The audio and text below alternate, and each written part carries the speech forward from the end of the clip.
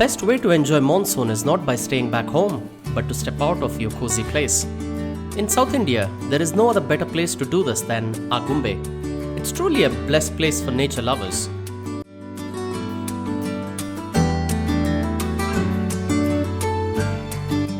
I have been visiting Agumbe during monsoon for the last couple of years, and every time it's a feeling of wanting more of it,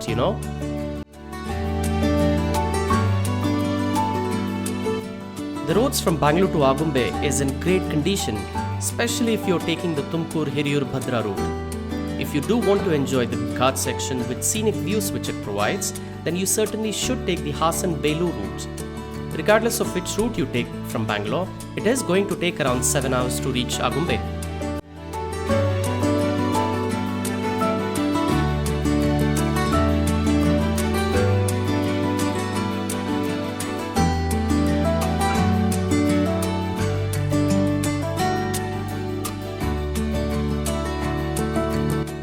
Agumbe is a tiny village located in Karnataka state of India.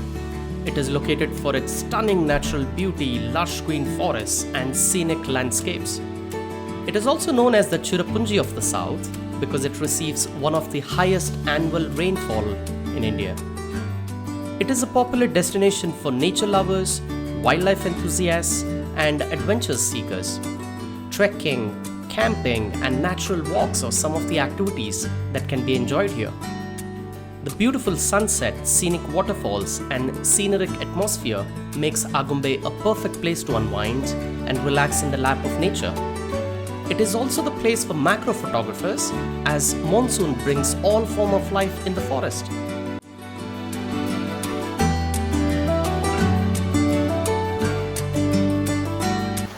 Few things about Agumbe which I certainly want to highlight. It's located in the Western Ghats, which is a UNESCO World Heritage Site. It receives an average annual rainfall of over 7,600 millimeters, which is 300 inches, and that makes it one of the wettiest places in India. It is home to a variety of plants and animal lives, and it is famously known as the king cobra capital of India because it is home to a largest population of these snakes. King cobras are the longest snakes, and they can grow up to 18 feet long, and one of the most venomous snakes in the world. Agumbe is home to several waterfalls and one of the most scenic being Barkha Falls. And it is a popular destination for trekking, bird watching and of course for photography. This video shows the beauty of Agumbe during the monsoon season, which will give you a thrilling and a memorable experience for sure.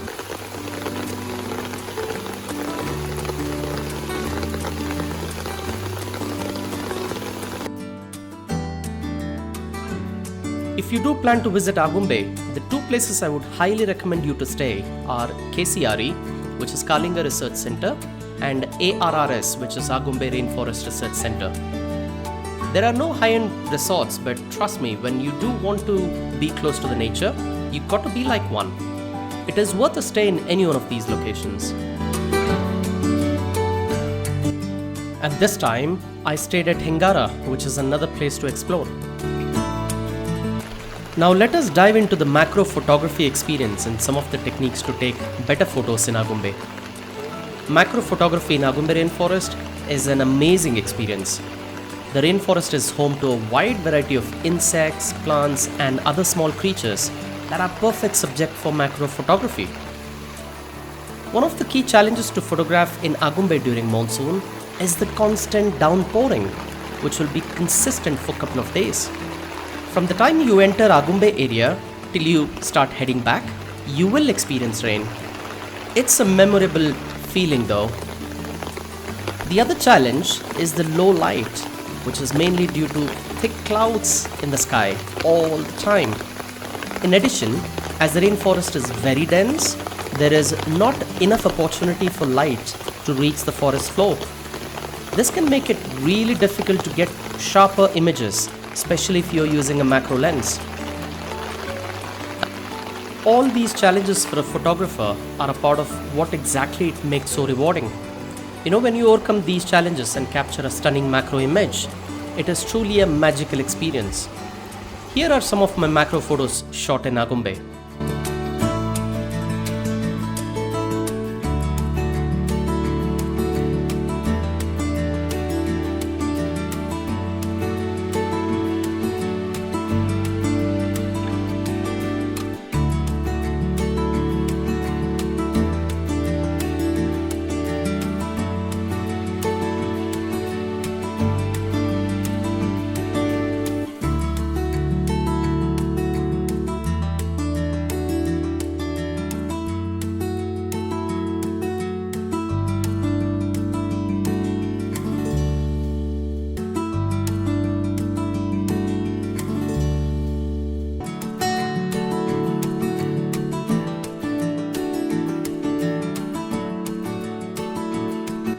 Before we get into macro photography, I would like to show some of the places which you can visit in Agumbe. There are few waterfalls and other sites which you can visit. One of the beautiful waterfalls is Jogigundi Falls, which is around 20 feet tall, and the water cascades down into a large pool. We must walk for a kilometer from the parking area to reach the waterfalls. The falls is surrounded by lush vegetation, and monsoon is the time when it becomes even more powerful.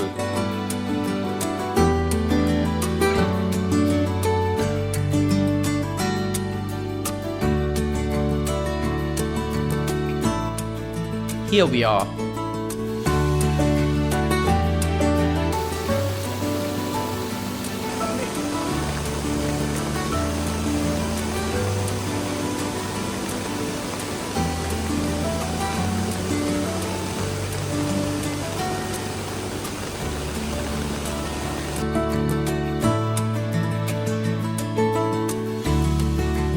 If you are staying in KCRE, a trek to the top of a mountain nearby, which has a breathtaking view, is a no-brainer. On your way up as well as down the mountain, you'll be able to see a lot of creatures to shoot.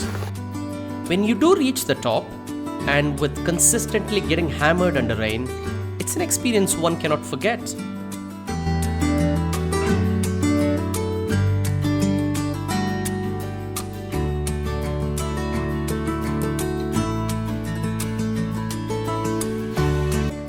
Let me now summarize the equipments a photographer would need for macro photography in Agumbe.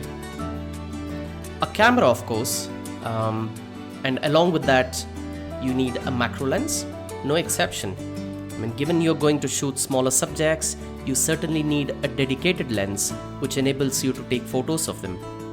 A macro lens is a must, as it will allow you to focus on smaller subjects and get close to them.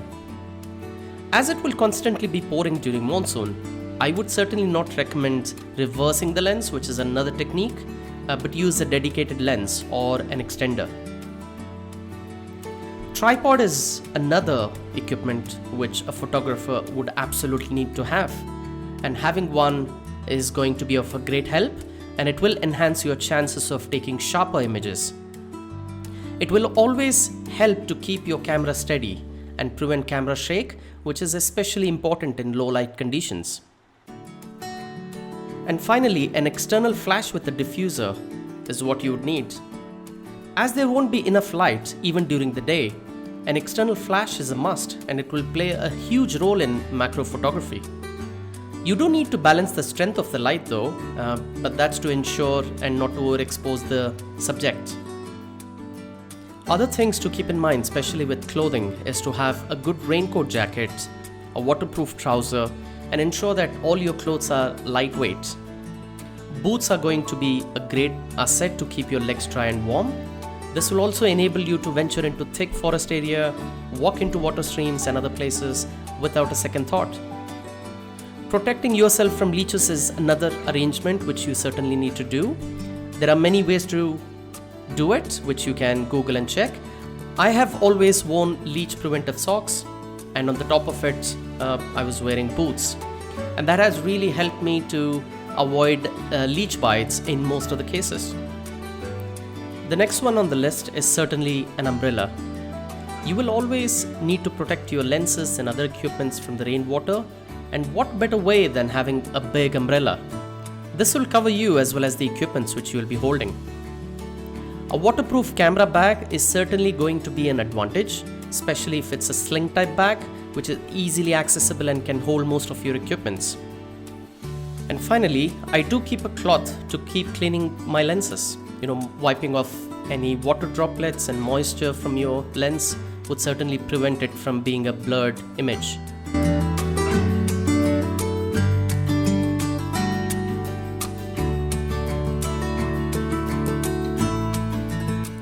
As most of the creatures start coming to life after dark, the macro photography in the rainforest really starts in the evening. That's when the action begins. This means that all the challenges which we talked about really amplifies.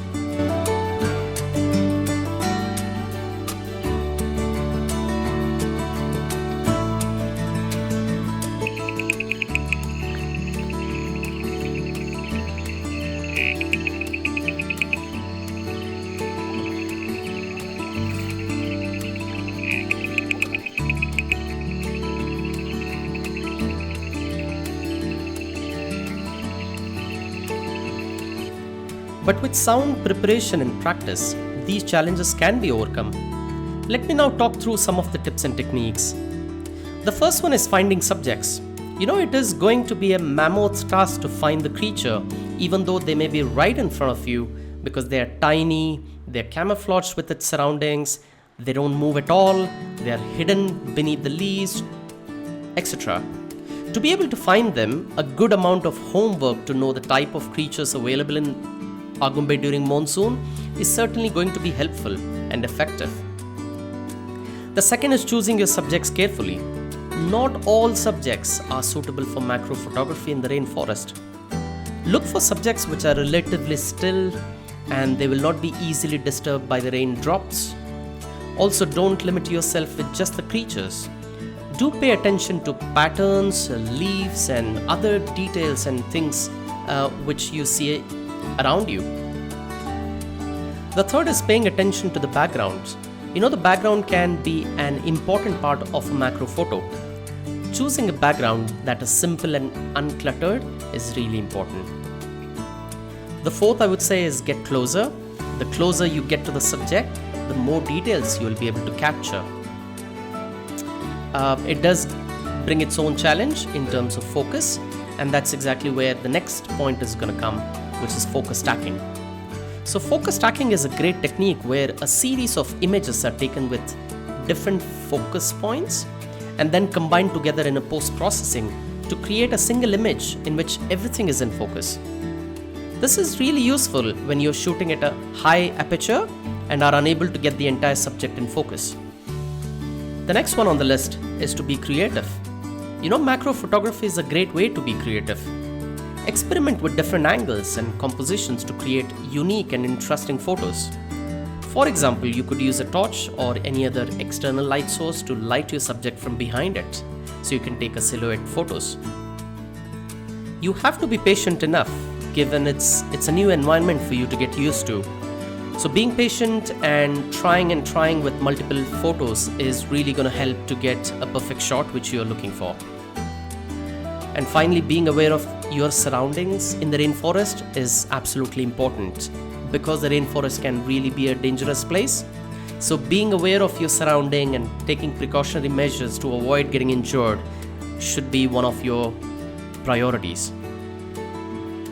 When you do come back home, don't just take these photos and start sharing them and uploading them, because they do need some bit of editing.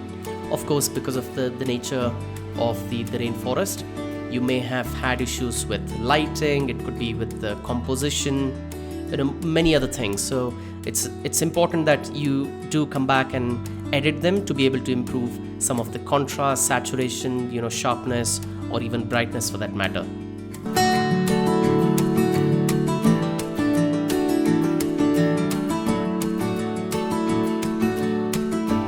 So soak up to the atmosphere and enjoy the beauty of nature. This brings the video to an end. All the details which I've shared in the video are available in my website, which is mentioned in the description box below. Thank you for watching this video, and I hope you enjoyed it.